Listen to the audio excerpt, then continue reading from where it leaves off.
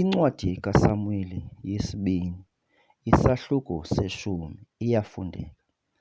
Kwathi emveni kokuba njalo wafa ukumkani wonyana baka-Amoni, wangukumkani uHanuni unyana wakhe esikhundleni sakhe.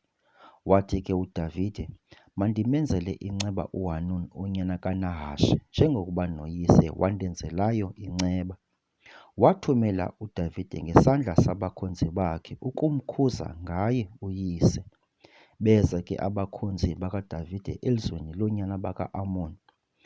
Bathi abathetheli bonyana baka-Amoni kuHanuni inkosi yabo, "Ucinga ukuba uDavide uzukisa uyihlo na emehlweni akho, ngokuba ethumele abakhonzi kuwe?"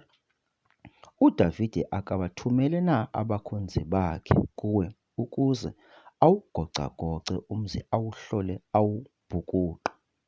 Wabathabatha ke uHanuni abakhonzi bakaDavide, wabaguya elinye icala leendevu zabo, wazicanda phakathi iingubo zabo ezinde, wada waya kuma ngemisikela.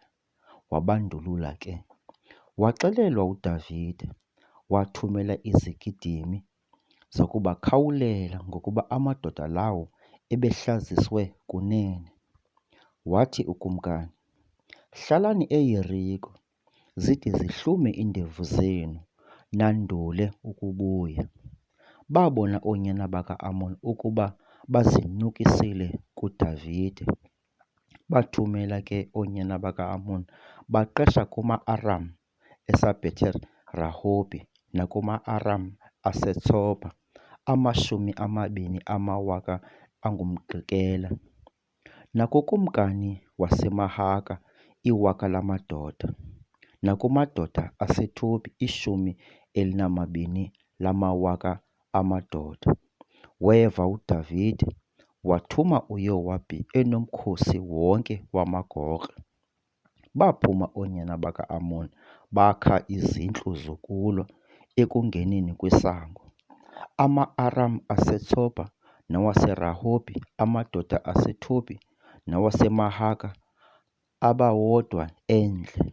Wabona uYowabi ukuba imfazwe ibheke kuye ngaphambili nangasemva.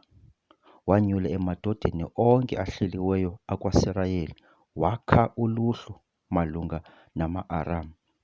Abanye abantu wabanikela esandleni sika-Abhishayi umninawa wakhe.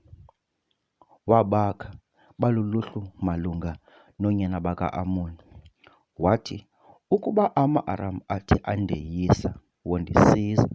Ukuba bathe oonyana baka-Amoni bakoyisa, ndoza kukusiza. Yomelela somelele ngenxa yabantu bakowethu nangenxa yemizi yoThixo wethu. UYehova enze oko kulungileyo emehlweni akhe."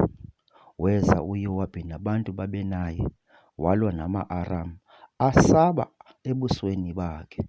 Babona oonyana baka-Amoni ukuba asabile ama-Aram, basaba nabo ebusweni buka-Abhishayi, bangena ekhaya. Wabuya ke uYowabi koonyana baka-Amoni weza eYerusalem. Abona ama-Aram ukuba agxothiwe phambi kwamaSirayeli, ahlanganisana ndawonye.